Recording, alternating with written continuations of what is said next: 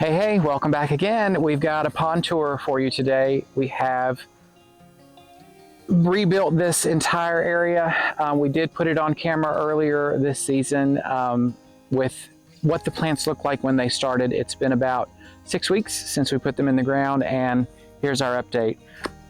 This will be our final update on these, as we will be taking out some of them to put in some more perennials that we've already purchased. So with that, stay tuned for a video coming very soon, probably next week, where we're going to put in another one of these summerific hardy hibiscus, and it's one that's not available until 2025. It's cookies and cream, a beautiful, beautiful white bloom with a dark, even darker than our Holy Grail foliage. So stay tuned for that. We're going to bring you that coming up here in a week, maybe 2 weeks. But let's start here with our hydrangeas. We have the ballerina slippers, a beautiful, beautiful white bloom with ruffled pink edges. I've got some video. We're going to pop it up on the screen so you can actually see what these look like in full bloom. They're kind of powering down here a little bit. We're towards the end of summer, and these are kind of tired. So we do have as well our Holy Grail. Again, this one's been bloomed out for 2 days, so it's starting to wilt out a little bit. But we'll show you again what that looks like when it's all bloomed out. These bloom beautifully. First year out, they've just gone in the ground a month ago, and they bloomed really, really well. These love water, so you're going to want to put them in an area of your garden that gets a lot of moisture. We're near our pond. We get a lot of runoff from the hill behind us here, so these are going to do really, really well here. And the cookies and cream, I think it's going to go right here, right in the middle, front and center, because it's a beautiful, beautiful specimen. So we'll show you that here in the next week. So let's move on. We've got our Play in the Blue salvias here in the front.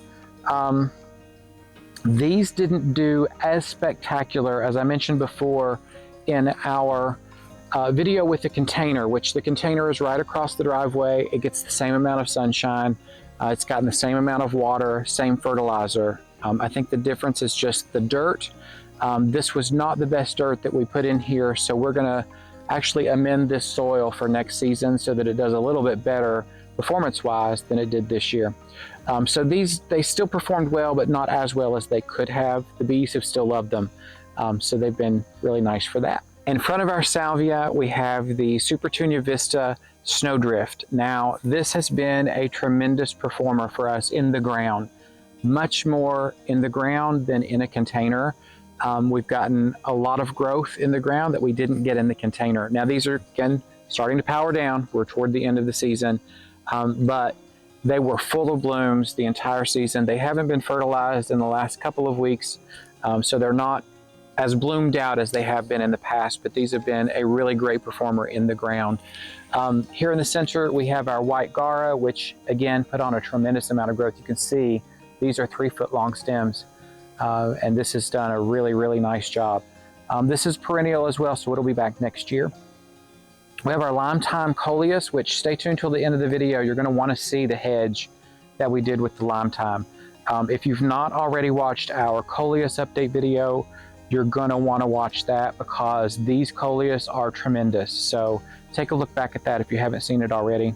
And then in the front, we have our Sun Patience. These love moisture, and the bottom of this little hill gets the most moisture of anywhere in this area, and they've performed beautifully in that moisture. Most plants will rot out on you. These did not. They did a tremendous job. So very, very impressed with those.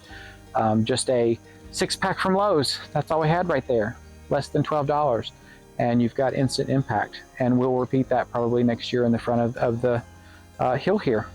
Our beautiful Japanese maple, which you can see is putting on some growth. It loves being in the sun.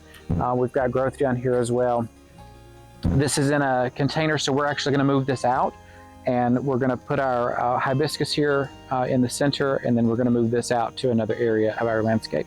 So with that, let's take a look at the other side. We've got some grasses that I think you're going to love, as well as our hydrangea, or our Coleus hedge, that you're going to love as well. Okay, so here we are on the other side. This is the right side of our pond area. We're not going to show you the pond right now, and the reason is because it is loaded with algae. From the research that I've done, it's completely normal. It's not harmful. It will solve itself over time. We don't want to use any chemicals in it, and it'll solve itself. We do have some beautiful water hyacinth that has bloomed. We'll show you a picture of that. We took a little short video as well as some pictures of that. It bloomed beautifully. We also have some water lilies that bloomed really beautifully this year as well. But we'll take you on a tour of that once we get everything sorted out with the algae and show you what that looks like. But in the meantime, let's start here with this monstrosity. These are the King Tut grasses from Proven Winners. And when I say how impressed I am, look at this. Look at how tall these are. These get to 6 feet tall. And they've done that this year. And look at the seed heads are absolutely insane. It's bigger than my head. These started in a 4-inch container, no taller than this, and they've put on this amount of growth in just a couple of months.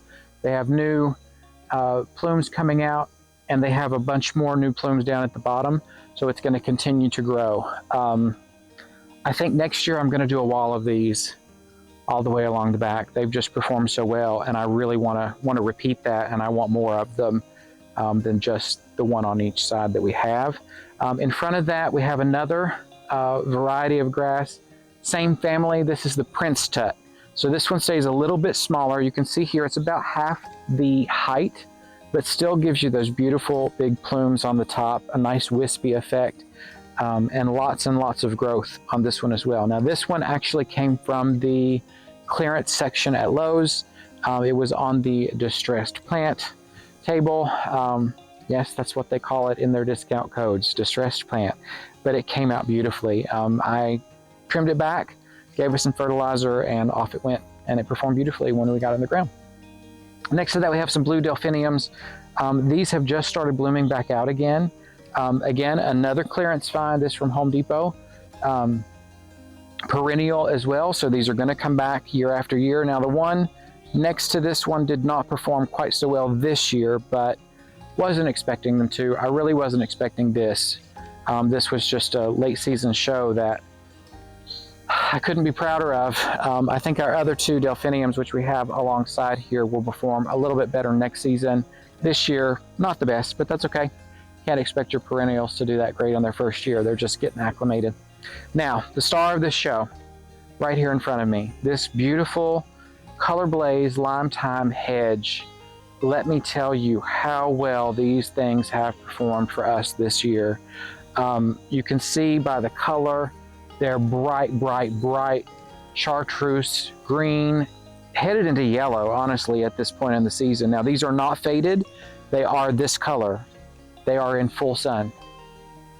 Never in my life did I think I would say Coleus in the full sun. These get 8+ hours direct sun per day, even evening sun. They don't get the morning sun, they get the evening sun. And this is what they do. This is 1, 2, 3, 4 plants right here in front of me. I've got another 2, so 6 in total in this hedge. That's it, just 6 plants, and you're getting this beautiful, beautiful effect. I think next year, I don't know if I'm gonna do the Lime Time here, but I am gonna do another Color Blaze Coleus. I think I'm gonna do El Brido next season, just to see what it can do down here. I have one in a container in the full sun, and it's enormous, just one plant. So I think that'll perform really well. In the front, I did the Supertuna Mini Vista Ultramarine. I always have a tough time saying that one because it's such a tongue twister, but I love the purple with the yellow. I think those two colors, because they're opposite on the color wheel, have played so well together down here. And then right in front of that, I have the Superbina Cobalt. Now the Cobalt's starting to power down just a little bit. I have 2 of those, 1 on each side of the rock here, and then 3 of the Supertunia Mini Vista Ultramarine. Now the Cobalt, another one that I got from the clearance section. They were nearly dead. I just trimmed them off all the way around, put some fertilizer on them, and they rebounded very nicely, and this is what we've had out of them this season. We have our Sun Patience down in front again, just like we did on the other side. We have them all the way down in the front, and a couple of bee balms that we've placed in the ground just recently. Not looking so hot right now, but they will rebound next season, and they'll come out really beautifully. So moving on down the line, we have another of our Prince Tut here, which again, clearance section, but look at the growth. Look at the growth that it's put on. In front of that, I have the Supertunias pink cashmere. Love the color on this plant. It's an amazing performer. You can see this is one plant. On this side, it's one plant. We have two in total, one on each side of our Gara here. And look at how they've just grown. They've just exploded. They go really well with our Supertunia Vista Fuchsia that we placed back in the bag. These are actually way back here, but they've grown all the way through to the front. They've grown through the grasses, they've grown through the Coleus, they've put on a tremendous amount of growth, and I love the color. This beautiful deep pink, almost purpley color, again, goes beautifully with the lime thyme. It goes beautifully with the pink cashmere and the green in the grasses as well. So definitely something that you may want to try next season for yourself. We have our purple fountain grass. I have another back here that I didn't show you. This one's done a little bit better. It's got all the plumes on it. This one actually went into the ground a little bit sooner, so it got a little bit better growth on it. Another really good performer. You can see here how tall these grasses get, and they've done really, really well for us this year. I'm actually probably going to pop these out of the ground because they're not going to last into the frost. I'll take these out of the ground and I'm going to use them in my fall containers once we start planting those up. So be on the lookout for those videos too. Another lime thyme Coleus here and a delphinium. Again, delphinium's not looking so great, but they'll bounce back and pop up next year and they'll look better than ever. Another lime thyme here as well. Now you can see with this lime thyme, this one gets a little bit more shade. It's still put on quite a bit of growth. Again, one plant, one singular plant. It did not put on the growth that these did on the other side, and it's a little bit more green. You can see down inside here, it's a little bit more green on the green side rather than yellow, and that's because it is a little bit more shaded. These plants don't color up as well when they're shaded as they do when they get full sun. So if you want the color, you're going to want to go with the sun. You're going to want to put them in the sun, and these have required no additional water. They're getting water once a day in the morning, and I do not have to water them again at all, even in full sun. So again, amazing performers. They've done really well for me. I hope they have for you if you've tried them. If you have, please let me know in the comments how much you love the Coleus. They've been one of my favorite plants this season. So we'd love to hear what you did with them and what your experience was with having them in the sun or the shade, and how well they perform for you. So we hope you've enjoyed our video here of the pond. We do appreciate you taking a look at our video today. If you haven't already, please subscribe. We'd love to see you a little bit more often. And we'll be doing our gardening videos every Wednesday. You'll see shopping videos on every Friday with shorts in between. But otherwise, we hope you've enjoyed our video today, and we'll see you next time. Bye.